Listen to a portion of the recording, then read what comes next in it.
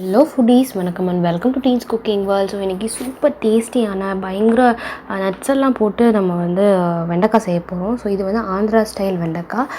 கண்டிப்பாக ட்ரை பண்ணிட்டு நீங்களே கீழே கமெண்ட் செக்ஷனில் கமெண்ட் பண்ணுங்கள். அந்தளவுக்கு டேஸ்டியாக இருக்கும். ஸோ லாஸ்ட் வரைக்கும் மிஸ் பண்ணாமல் வீடியோ பார்த்து சப்ஸ்கிரைப் பண்ணி சப்போர்ட் பண்ணுங்கள். ஸோ அதுக்கு ஃபஸ்ட்டு ஒரு 1/4 கிலோ வெண்டைக்காய் எடுத்திருக்கேன். ஸோ அது மாதிரி ஃப்ரண்ட்டையும் லாஸ்ட் போர்ஷனையும் கட் பண்ணிவிட்டு இந்த மாதிரி நான் கட் பண்ணி எடுத்துக்கிறேன். ஒரு இன்ச் கேப் விட்டு கட் பண்ணிக்கிறேன்.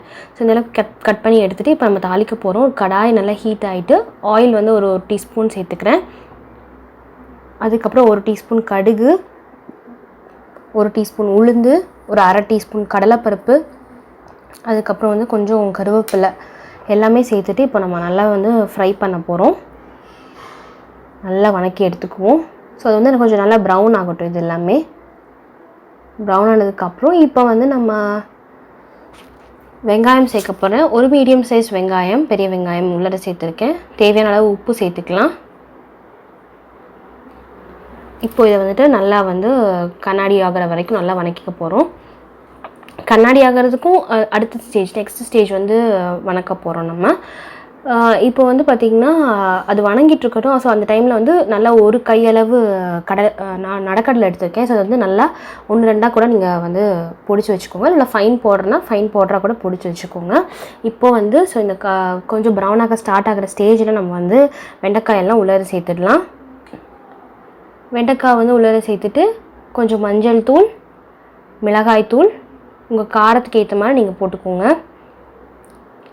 அதுக்கப்புறம் உப்பு, வெண்டைக்காய் தேவையான உப்பு சேர்த்துட்டு இப்போ நம்ம இதை நல்லா ஃபஸ்ட்டு இந்த ஆயிலில் நல்லா ரோஸ்ட் பண்ணிக்க போகிறோம். நல்லா ரோஸ்ட் பண்ணிகிட்டே இருங்க. 2 மினிட்ஸ் 3 மினிட்ஸ் நல்லா ஆயிலே நல்லா ஃப்ரை ஆகிட்டோம். வேணும்னா இன்னும் கொஞ்சம் கூட ஆயில் சேர்த்துக்கோங்க. நல்லா ரோஸ்ட் பண்ணிகிட்டே இருங்க. அந்த பிசுப்பு அந்த வலுவலுப்பு தன்மை இருக்கும்ல, நல்லா ஃப்ரை பண்ணிகிட்டே இருக்கும்போது அதுவே ஆட்டோமேட்டிக்காக போயிடும். ஒரு 2 to 3 மினிட்ஸ் நீங்கள் பண்ணிகிட்டே இருந்தீங்கன்னா அதுவே ஆட்டோமேட்டிக்காக போயிடும். இப்போது கவர் பண்ணி வச்சுட்டு குக் பண்ண போகிறோம். கவர் பண்ணிவிட்டு ஒரு 1 மினிட் இருக்கட்டும். மறுபடியும் ஓப்பன் பண்ணிவிட்டு திருப்பியும் ஒரு தடவை நல்லா ஸ்டிர் ஃப்ரை பண்ணிடுங்க.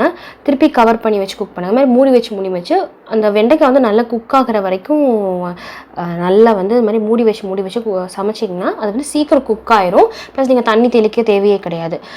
லாஸ்ட்டாக பார்த்திங்கன்னா நான் பொடிச்சு வச்சுருந்தேன் நடக்கடலையை. ஸோ அதை உள்ளே சேர்க்குறேன். அந்த பவுடர் உள்ளே சேர்த்துட்டு நம்ம நல்லா பரட்டி எடுத்துக்க போகிறோம். 1-2 சேர்த்திங்கன்னா இன்னும் ரொம்ப டேஸ்டியாக இருக்கும். என்னோடய பேபி ரொம்ப ஸ்மால். ஸோ அதனால் அவங்களுக்கு கடிக்க தெரியாதுங்கிறதுக்காக நான் நல்லா ஃபைன் பவுடராக பண்ணிட்டேன். 1-2 பண்ணிங்கன்னா இன்னும் ரொம்ப டேஸ்டியாக இருக்கும். அங்கங்கே க்ரன்ச்சி அப்படி கடிக்க அந்த மாதிரி ரொம்ப நல்லாயிருக்கும்.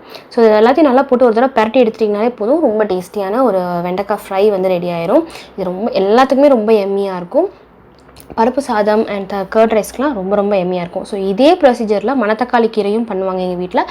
அதுவும் இன்னும் ரொம்ப எம்மியாக இருக்கும். ட்ரை பண்ணி பாருங்கள். ஸோ இந்த ரெசிபியை நீங்கள் ட்ரை பண்ணி பார்த்துட்டு ஃபீட்பேக்கை மறக்காமல் ஷேர் பண்ணுங்கள். ஸோ இதேமாதிரி சூப்பரான நெக்ஸ்ட் வீடியோவில் சந்திப்போம். பாய்.